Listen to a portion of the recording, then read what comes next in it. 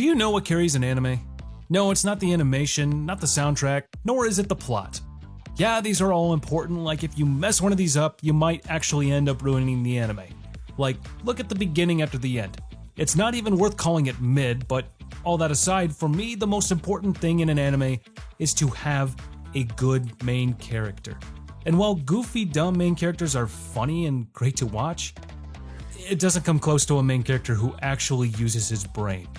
So today, I have the top 10 anime that have intelligent main characters, and without further delay, let's dive on in. To start, we have The Genius Prince's Guide to Raising a Nation Out of Debt, an anime that seamlessly blends fantasy and political intrigue, including humor. The show is set in a medieval fantasy world, and the show takes viewers on an enthralling journey of political maneuverings, strategic planning, and the quest for a brighter future. And let's talk about the main character. This guy is basically the exact opposite of almost every fantasy hero out there. His entire character is built around trying to avoid responsibility, only for fate to turn him into the most competent ruler in history. His intelligence is strategic rather than scientific. Every time he schemes to lose, he somehow makes his kingdom stronger. Every time he wants to run away, he ends up inspiring loyalty. It's a masterclass in accidental greatness, where his plans to offload responsibility only deepens his involvement. One of the most impressive aspects of this anime is its rich and intricate world building, the political landscape, complete with different factions and power struggles, adding depth to the story, and is enough to keep you engaged throughout. Then up next at number 9, we have Aldermine in the Sky.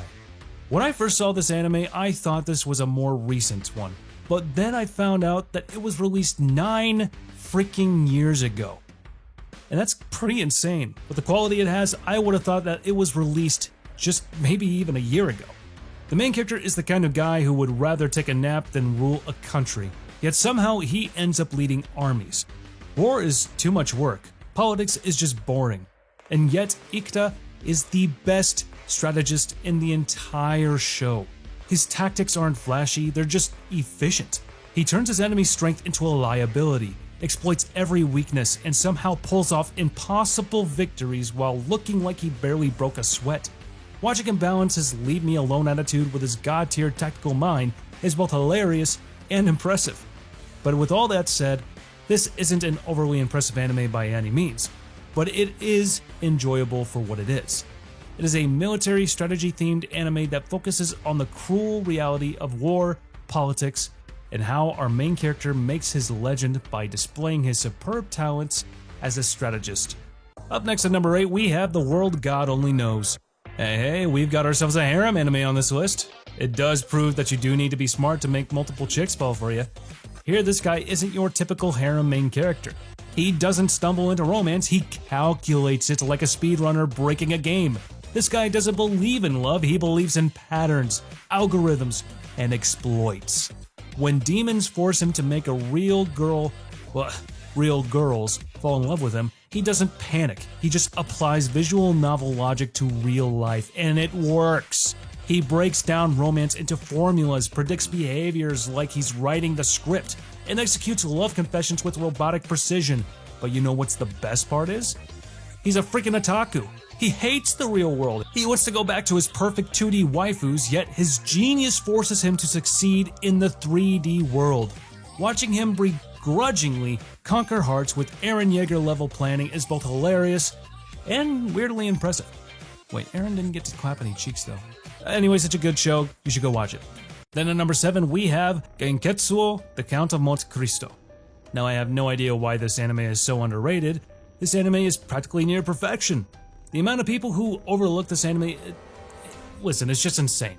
But here, the main character isn't just smart, he's intelligent at a cosmic level. Imagine if Aizen decided to take revenge, but instead of using illusions, he used insane amounts of money, power, and long-term manipulation. That is the Count of Monte Cristo in Genketsuo.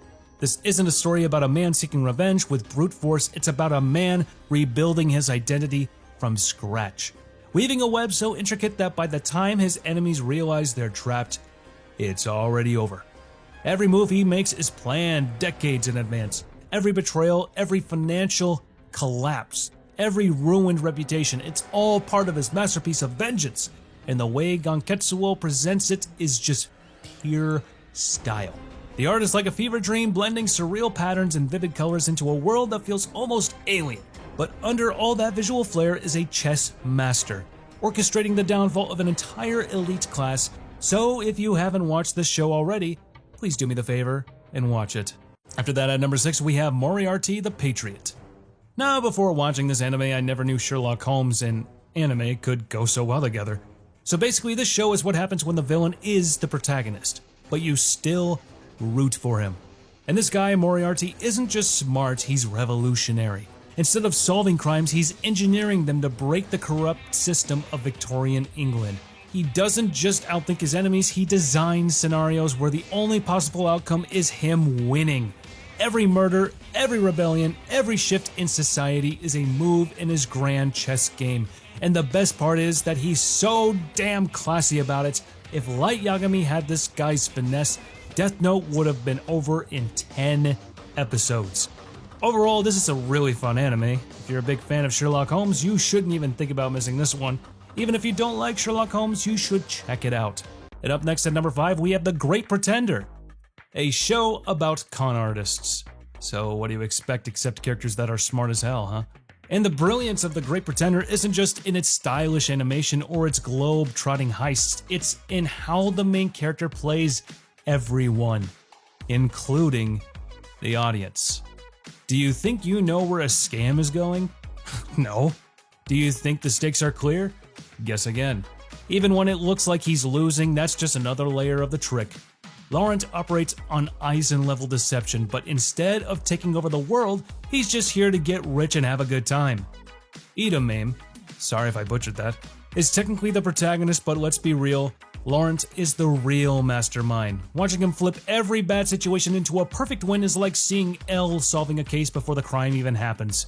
Overall, this anime is an enjoyable show with a premise that doesn't confine itself to a single genre. This multifaceted storyline depicted through awesome visuals and an incredible soundtrack unravels seamlessly before the viewer. The Great Pretender has all the makings of a binge-worthy show nonetheless.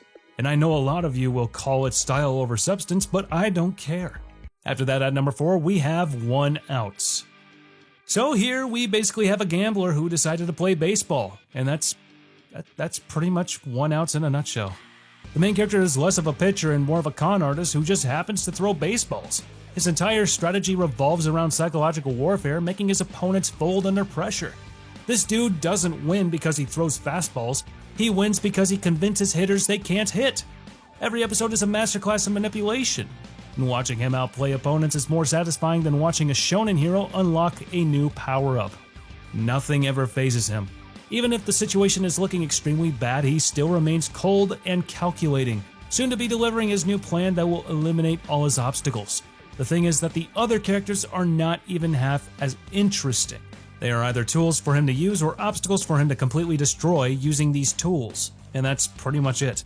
Even though that makes the show a little basic and one-dimensional, it doesn't really matter seeing how the point of the show is watching when the main character kicks butt. And even if you don't watch baseball, this show will still be enjoyable. Then at the third spot of today's list, we have The Promised Neverland. What happens when you turn a show about kids living peacefully in an orphanage into a survival battle against monsters? Well, this show is exactly that. The kids aren't just trying to escape an orphanage, they're outsmarting a literal demon-run child farm. Norman is the closest thing to a mastermind, making him the Lelouch of this horror-driven chessboard. He calculates escape plans like they're grand war strategies, and every move he makes is designed to manipulate both allies and enemies. Ray, on the other hand, is the brutal realist, playing the role of the edgy genius who always has a backup. Meanwhile, Emma is the shonen hero energy, keeping them from all turning into lightless tacticians like Joan. The first season of the show is probably one of the best thrillers I've ever watched. And all this just to be butchered in the second season, but we don't talk about that one. I personally prefer Heavenly Delusion more than this. Hey, speaking of that, where the hell is that second season, anywho? Anyways, those who have no idea about Promised Neverland, go watch the first season, then read the manga. Then at the second spot of today's list, we have Monster. This is probably one of my all-time favorites. I'm sorry if I start glazing it a bit much, and I'll try not to dive too deep into the plot, because that will just ruin your watching experience.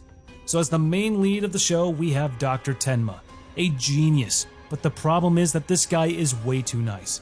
Which sounds nice, but that doesn't do him any good when facing a complete psychopath. This man saves a kid's life only for that kid to grow up and become a full-blown nightmare. And the Joanne Liebert, the true star of Monster, arguably one of the most terrifyingly intelligent villains in all of anime's history, this guy doesn't just manipulate people, he recreates them. He can make a grown man believe he never existed.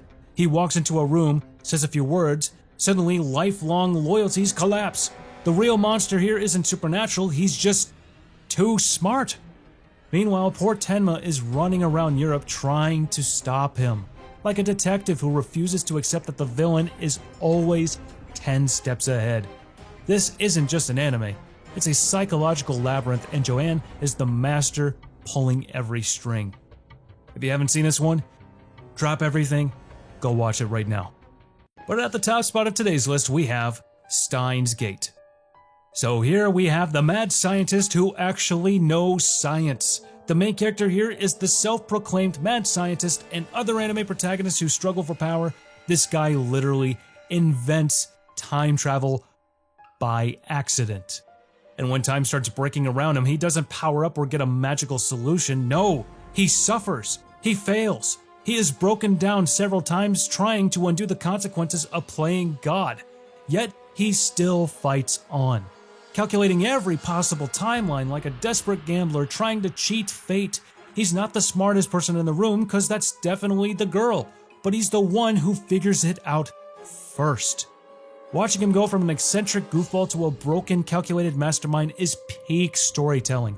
To be honest, the subject of time travel is no stranger to the world of anime, so it takes a lot of work to make a time travel story stand out. For Steins Gate, that hard work paid off. And this is by far the best executed time travel story that I've ever seen in my experience with anime. And if you haven't seen it yet, you're definitely missing out. And that's the list for today, guys. If you're able to make it this far, please be sure to comment down below on which anime you think should have been on this list. Also, don't forget to hit that subscribe button and pressing that bell icon. It set us all to be notified about all our latest new videos. And as for now, I'll catch you later. See you in the next one.